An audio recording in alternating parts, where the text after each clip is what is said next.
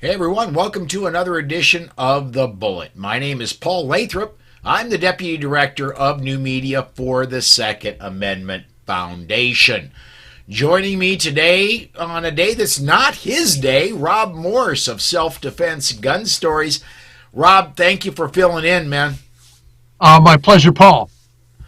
I want to start off today a couple things, as we usually do if you're watching live on Facebook or YouTube. Go ahead and comment on those live videos. We'll get your comments up and we'll get them on the air if you're watching the Polite Society podcast channels. Want to also start off today by mentioning it is April 19th, also known as Patriots Day. It is the day in 1775 when there was this little thing called the Battle of Lexington and Concord. And trying to put this, and Rob went dark and now he's coming back. You're supposed. Oh, okay. What I think the best way to put it in modern vernacular would be a ragtag group of farmers and normal people. You kind of showed the British military, we're not going to take your stuff anymore. So that started the American War for Independence. So, but I did want to mention that happened. Goodness, 1775 to 2023, a lot of years ago. Let's put it that way. Let's go ahead and get into it, Rob. We had this morning. We had something pretty momentous come out of Nebraska. You want me to take this one, or you got it? I'd be glad to, Paul. Permitless carry passed the Nebraska unicameral legislature. So it's one and done. It now goes to their governor. It's a very strong permitless carry bill. Governor Jim Pillen says he plans to sign it on the 25th. That's next Tuesday. The bill will become law 3 months later. That means Nebraska will be both the 27th state to pass permitless carry and also the 27th state for the law to go into effect. Just to give you some background, Florida's permitless carry law will go into effect on July 1st, a few weeks earlier. Now, unlike Florida, Nebraska gets both open and concealed permitless carry. It's also for everyone in the state who's 21 years of age or older and not a prohibited person. One bonus, it applies to everyone in the state, not just state residents. So if you're a visitor, you can carry without a permit. Also, as part of the bill, there's now statewide preemption. That's important because it limits what Omaha and Lincoln can do, as they made their own gun laws that conflicted with state gun laws. We have to offer a reminder. If you travel to Nebraska, it's a must-inform state, including emergency medical workers. If you are involved in a car accident, EMTs roll up, you have to inform. Yeah. Paul, I spoke to our colleague, John Richardson. Mm-hmm. It's a total now of 130 million U.S. citizens who are in permitless carry states. That's 42% of our population. That's significant. That's amazing is what that is. Rob, when we first started our journey together on Polite Society podcast, 10 years ago, you joined the cast. We had a handful. We had 4 or 5 permitless carry states 10 years ago. Now... What was it, Vermont carry? Is that what everybody used to call it? Yeah, and I believe when I started doing Polite Society podcast, we had Vermont, which has never required a license. Right. We had Arizona. Arizona was one of the very first that went permitless. Right. I think that was it. I don't remember who was number 3, but I think it's been all the rest have come within the last 10 years. I'm pretty sure of it. Yeah, and it was interesting. People often point at Florida for the right to carry concealed, but they point to Arizona to lead the charge for permitless carry. Yeah. Well, I want to put this map up. I found this earlier today. This is off Statista.com. This, of course, they've not yet. I mean, the story happened this morning. So at the point I was searching this and downloaded this picture, Nebraska has not been updated. But looking at that map, and for those of you who are catching us on podcasts, this won't do much. There is a huge part of the nation that is dark blue, and some that is light blue, meaning you still need a permit. Some that basically everywhere in the country there is some form of carry, although New York, California, Illinois are trying to screw things up. But we are winning, and Rob, to me that map proves it. The other thing I was thinking of is it's making, and this I slip back into my former life here. This makes truckers' lives a lot easier. Well, truckers, people in RVs, construction workers who may go out to a job for 6 months at a time. Yeah. And by the way, I think Alaska was the first state, actually ahead of Arizona. Yes, you're right. So when we started, there were two. I was just checking the map. Let's turn that over. Let's turn that question a little ways around. When there was a hurricane that struck the eastern coast, I knew repair crews that went there and were being hassled because they were from out of state and might have guns because they wanted to protect their construction equipment. Yeah. Yeah. So it gets real ridiculous really fast. Get a comment up here. Foamy Skiing on the YouTube side says it was 247 years ago that the Battle of Lexington. His math skills are above that, or he's not driving at the moment and has a calculator handy. One of the two. So, but yeah, congratulations. And in honor of Nebraska, I'm wearing my Nebraska Firearms Owners Association hat today. Good on you. Congratulations, Nebraska. Long time coming. This is their, I believe, third year in a row trying to get this through, and it finally happened. So, congratulations to them. Rob, let's go to Indiana. Right. Yeah, go ahead. Okay. The Senate approved handgun training funds for teachers. They've been there before, didn't quite make it. Anti-rights critics say that this could increase the number of teachers seeking firearms training and put more guns in school and put more students at risk. That's a pound of theory. The vote was 42 to 8. It came Tuesday after now remember recently we had an NRA convention in Indianapolis. It was the second anniversary of a mass shooting in that city. That mass shooting killed 9 people.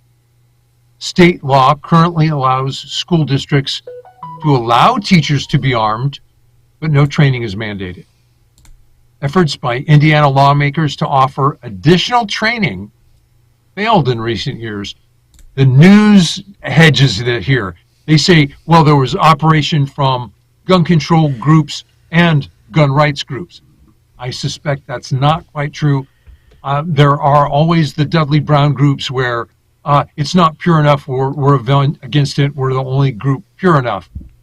Now, those of you who might have attended the NRA convention, you might know the feeling of being in a room with tens of thousands of armed citizens in the same room at the same time.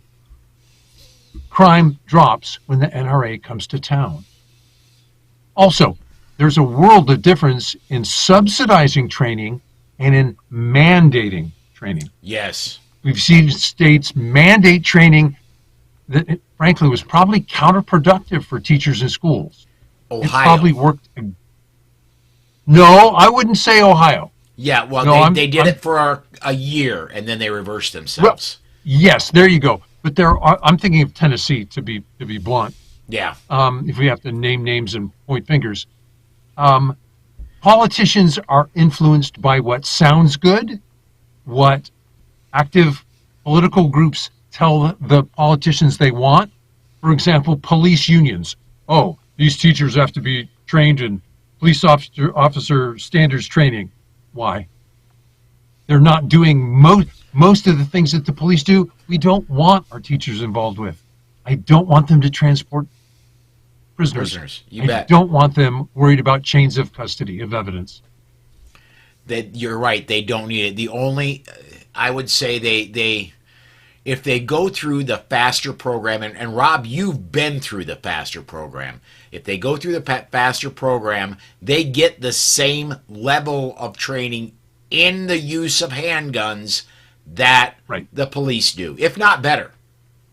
Well, actually, they're required to complete more shots in their firearms training at a higher test level than the police. That's deliberate. That's true in both Ohio and Colorado. So going through the FASTER program guarantees they are at least as proficient as your basic level policeman. And so they exceed the standards of the post-qualification, right? And so that's, I mean, I don't want them to have to know which forms to fill out when you're going to be giving somebody a speeding ticket for 10 over versus 20 over. I don't want them to have to know which donut shops are the best. They'll figure that out on their own. Let them go through the training they need. Well, what's interesting, Paul, is the training. Okay, what are we suffering from? We're suffering from a lack of first responders in schools. Yes. What that might look like might be very different in a urban setting where there may be lots of EMTs only blocks away versus someplace where there might be 50 minutes to an hour for EMTs to get to the kids. So what the school needs varies from location to location. You're Don't absolutely tie their right. hands with a one-size-fits-all. Well, and let's look at rural. I mean, coming from South Dakota, I know all about rural. Your EMTs might be volunteer EMTs, one of whom may be Mr. Jones, the PE teacher. He may be there, but his rescue rig isn't. He would have to go get the rescue rig or have somebody go get the rescue rig. And oh, by the way, nobody's going to bring that rescue rig until the police, who most certainly aren't in the building, get there, secure the entire building. Then the teacher will finally get the rescue rig to there and can do more work than just with his bare hands. So, and let's one other thing I want to get to here real quick. You mentioned the NRA show, that crime goes down when the NRA show shows up. I had the unique, and in my lifetime, I doubt this will ever, and I think Rob froze up on me. He did. I had an opportunity. This has been 4 or 5 years ago. I don't know if I'll ever have the opportunity again, simply because I've asked not to speak at Gun Rights Policy Conference going forward. I've got too much going on with broadcasting it. I had the unique opportunity to speak in front of 1,100 armed people in Arizona when the Gun Rights Policy Conference was in Phoenix. I can't guarantee you each and every person in that room was armed. However, I would bet that north of 90% of them were. And I'm telling you, that is an absolutely fantastically safe feeling. When you stick 1,100 people in a little space and you know almost all of them are armed, and the vast, vast majority of them are card-carrying good guys. That is a special feeling right there. Rob, we had you. Are you back? Or are you frozen again? I do think he's frozen again. So we're going to go ahead and we're going to go on to the next story. Illinois, the Court of Appeals denies injunction to block Illinois assault weapon ban. The Illinois assault weapons ban has survived its latest court challenge. The 7th Circuit Court of Appeals denied an injunction by a Naperville gun dealer to block the ban while cases challenging it wind through the courts. The decision means the state law will remain in effect for now. The Illinois law bans the sale of assault-style weapons and high-capacity, let's face it, standard capacity magazine and requires existing owners of those weapons to register them with the Illinois State Police by the end of the year. This is one loss. It's not the last thing to say on this lawsuit. There are a total, I believe, of 5. Am I right on Right. that? There are a total of 5 lawsuits. One of them said, no, you're not getting a preliminary injunction. And what's interesting is a federal judge has already blocked some aspects of that law statewide.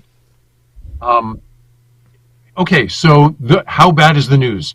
That means some parts of the law may survive until it's adjudicated or even until it's appealed. Yeah. Let me get up let me get a comment in here from Spartan 6, and this is going to take us on a bit of a left turn. By the way, Tennessee is about to pass a red flag law. Don't know if y'all have talked about this yet. We are in a bit of trouble with its passage. We need some help. I know that the governor has been calling for it. I know it will do no good. I haven't. It has not come across my attention that it's close to passage. Rob, what's anything you know about it? I exactly the same thing you do. The governor's in an uproar. I don't know why. Spartan 6, can you tell us more about the politics involved? Who is he posturing for? Or who has his ear that says red flag laws actually work to reduce mass murder?